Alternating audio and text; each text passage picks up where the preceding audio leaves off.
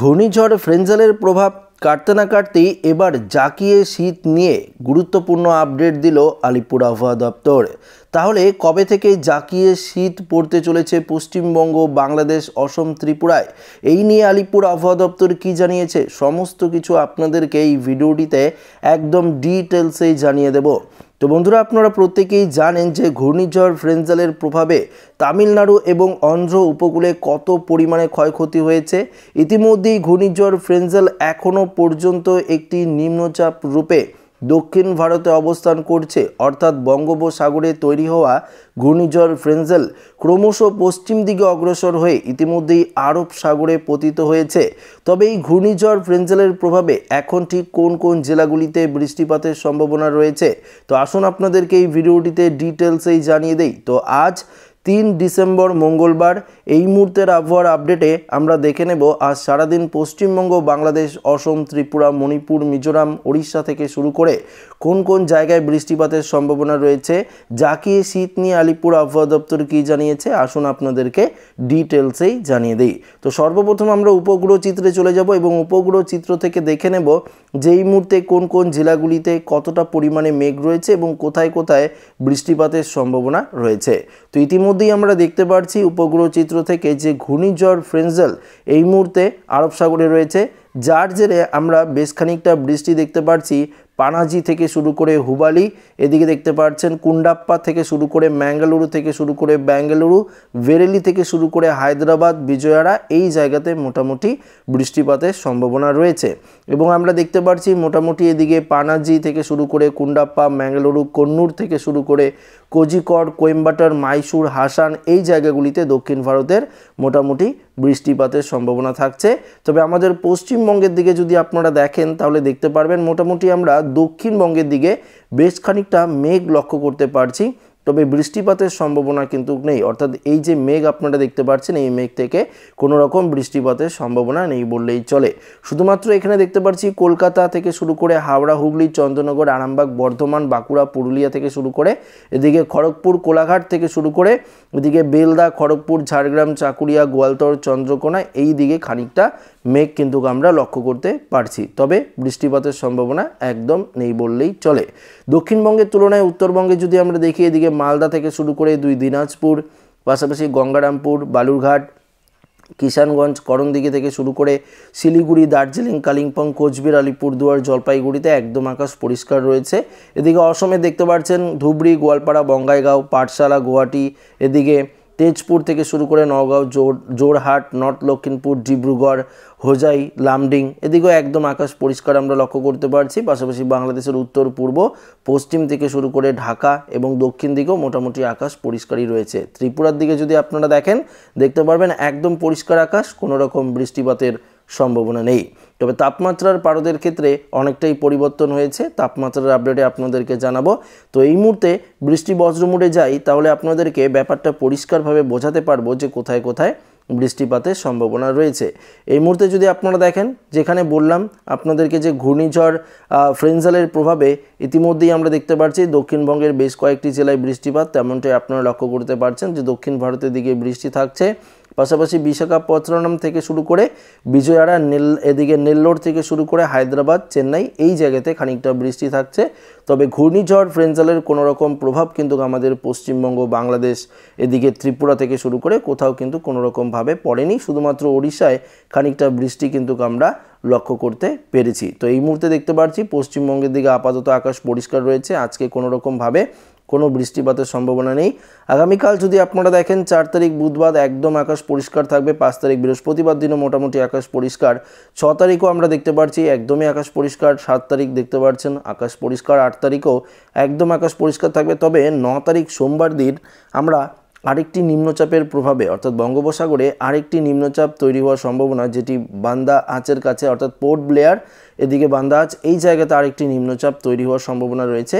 যেই নিম্নচাপের প্রভাবে আমরা ওড়িশা এবং পশ্চিমবঙ্গের দক্ষিণের বেশ কয়েকটি জেলায় আবারও কিন্তু খানিকটা বৃষ্টিপাতের সম্ভাবনা লক্ষ্য করতে পারছি। অর্থাৎ এই শীতের মরশুমে আবারও কিন্তু ডিসেম্বরের 9 তারিখে বেশ কয়েকটি জেলায় বৃষ্টিপাতের সম্ভাবনা, যেমন দেখতে পাচ্ছেন এদিকে বাঁকুড়া থেকে শুরু করে এদিকে বলরামপুর, খাতড়া থেকে শুরু করে বিষ্ণুপুর, সোনামুখী, বর্ধমান, গুসকরা, কৃষ্ণনগর, শান্তিপুর, পান্ডুয়া, এদিকে আরামবাগ থেকে শুরু করে চন্দ্রকোনা, গোয়ালতর থেকে শুরু করে আরেকটু যদি ডিপলি দেখেন দেখতে পারবেন যেদিকে শালবনি, এদিকে কেশপুর, মেদিনীপুর, ভেলি থেকে শুরু করে পিংলা, সেবাং থেকে শুরু করে কাসুরি, বেলদা, নয়াগ্রাম, দাঁতন থেকে শুরু করে এদিকে মোহনপুর, বেদগাঁও, এগরা থেকে শুরু করে দীঘা, কোনটাই, পাশাপাশি মন্দারমণি, এদিকে ভগবানপুর, এই জায়গাগুলিতে আমরা খানিকটা বৃষ্টিপাতের সম্ভাবনা কিন্তু আবারও ডিসেম্বর মাসের 9 তারিখে লক্ষ্য করতে পারছি। তবে এই যে নিম্নচাপ আবারও তৈরি হচ্ছে আমাদের বঙ্গোপসাগরে, এই নিম্নচাপ কি কোনোরকমভাবে ঘূর্ণিঝড়ের পূর্বাভাস দিচ্ছে?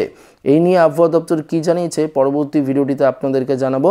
এই ভিডিওতে আমরা দেখতে পাচ্ছি 9 তারিখে বৃষ্টিপাতের যে সম্ভাবনা সেটা কিন্তু আমরা দেখতে পাচ্ছি। 10 তারিখে আকাশ আবারও পরিষ্কারই থাকছে, 11 তারিখও মোটামুটি পরিষ্কার, 12 তারিখও পরিষ্কার আপনারা লক্ষ্য করতে পারছেন। চলুন বৃষ্টি এবং বৃষ্টির পরিমাণে গিয়ে দেখি যে আগামী 10 দিনে আবহাওয়ার কতটা পরিবর্তন হবে। যেমনটা আপনাদেরকে বলছিলাম দক্ষিণ ভারতে মোটামুটি বৃষ্টিপাত, তেমনটাই আপনারা লক্ষ্য করতে পারছেন। 5 দিন ওই একই রকম পরিবেশ আমরা লক্ষ্য করতে পারছি, দক্ষিণ ভারতের দিকেই বৃষ্টি লক্ষ্য করতে পারছি।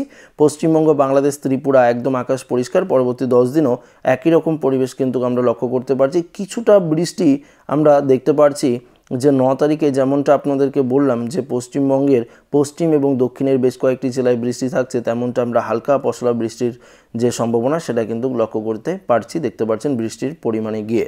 আপাতত বজ্রবিদ্যুতের কোনো রকম সম্ভাবনা নেই বললেই চলে। মেঘমালাতে গিয়েও আমরা আপনাদেরকে দেখাতে পারবো যে এই মুহূর্তে আকাশ পরিষ্কার।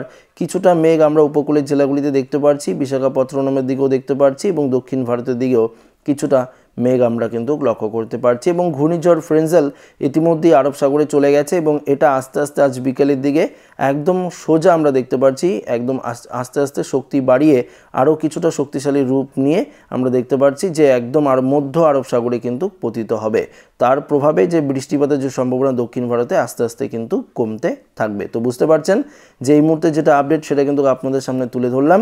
আসুন আপনাদেরকে এবার তাপমাত্রার আপডেটে নিয়ে যাই এবং দেখিয়ে দিই তাপমাত্রার ক্ষেত্রে কতটা পরিবর্তনের সম্ভাবনা রয়েছে এবং কতটা জাঁকিয়ে শীত পড়ার সম্ভাবনা রয়েছে।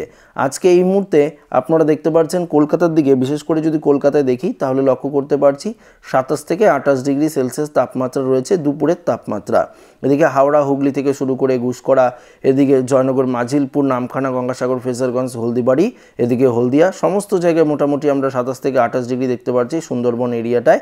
পাশাপাশি এদিকে দীঘা, কোনটাই, মন্দারমণি থেকে শুরু করে পূর্ব মেদিনীপুর, পশ্চিম মেদিনীপুর, এদিকে খড়গপুর, বালিচক, কোলাঘাট, উলবেড়িয়া, সমস্ত জায়গায় একই রকম 27 থেকে 28 ডিগ্রি সেলসিয়াস তাপমাত্রা রয়েছে। তবে আপনারা যদি পুরুলিয়ার দিকে দেখেন, অর্থাৎ পশ্চিমবঙ্গের পশ্চিমের জেলাগুলির দিকে তাপমাত্রা কিন্তু বেশ খানিকটা কমেছে। এদিকে পুরুলিয়ার দিকে 25-26 ডিগ্রি দেখতে পাচ্ছি, এদিকে রঘুনাথপুরের দিকেও দেখতে পাচ্ছেন 26-27 ডিগ্রি, হুড়া, বাঁকুড়া, সোনামুখী, এদিকে মোটামুটি তাপমাত্রা ওই 26-27 ডিগ্রি রয়েছে।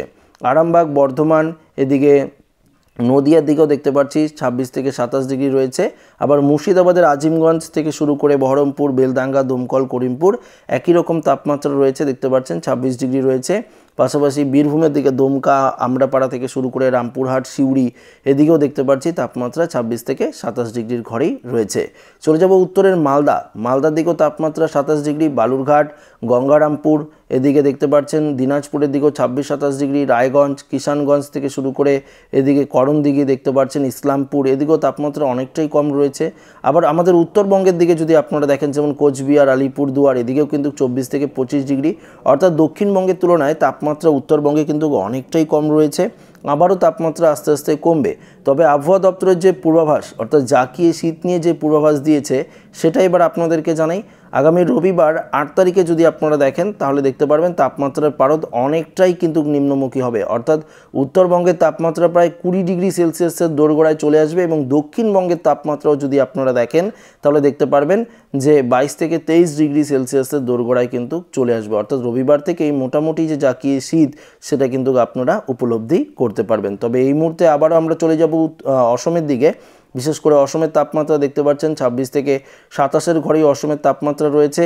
অন্যদিকে শিলচরের দিকে দেখতে পাচ্ছেন শিলচর, এদিকেও মোটামুটি তাপমাত্রা এই মুহূর্তে 27 থেকে 28 ডিগ্রি রয়েছে। ত্রিপুরাতেও 28 থেকে 29-এর ঘরেই তাপমাত্রা রয়েছে আজকে। বাংলাদেশের পূর্ব দিকে 27 থেকে 28, উত্তর দিকেও 27 থেকে 28, রাজশাহী, মেরপুর, ঢাকা থেকে শুরু করে দেখতে পাচ্ছেন খুলনা, বরিশাল থেকে শুরু করে শৈলকুপা সমস্ত জায়গায় তাপমাত্রা 27 থেকে 28-এর ঘরেই রয়েছে। পাশাপাশি কুমিল্লা এবং বাংলাদেশের চট্টগ্রামটাও তাপমাত্রা দেখতে পাচ্ছি 27 থেকে 28-এর ঘরেই রয়েছে। ত্রিপুরাতে তো বললাম 28 থেকে 29 ডিগ্রির মধ্যেই রয়েছে। তো বুঝতে পারছেন এই মুহূর্তে তাপমাত্রার পারদ কতটা নিম্নমুখী হয়েছে এবং আগামী রবিবার থেকে তাপমাত্রার পারদ এক ধাক্কায় অনেকটাই নিম্নমুখী হবে এবং জাকিয়ে যে শীত সেটা কিন্তু আপনারা উপলব্ধি করতে পারবেন। তো এই মুহূর্তের যে আপডেট ছিল সেটা আপনাদের সামনে তুলে ধরলাম। আশা করি ভিডিওটি প্রত্যেকের ভালো লেগেছে। ভিডিওটি ভালো লাগলে লাইক করবেন, বন্ধুদের সাথে শেয়ার করবেন, নতুন হয়ে থাকলে চ্যানেলটিকে সাবস্ক্রাইব করে নেবেন। ধন্যবাদ।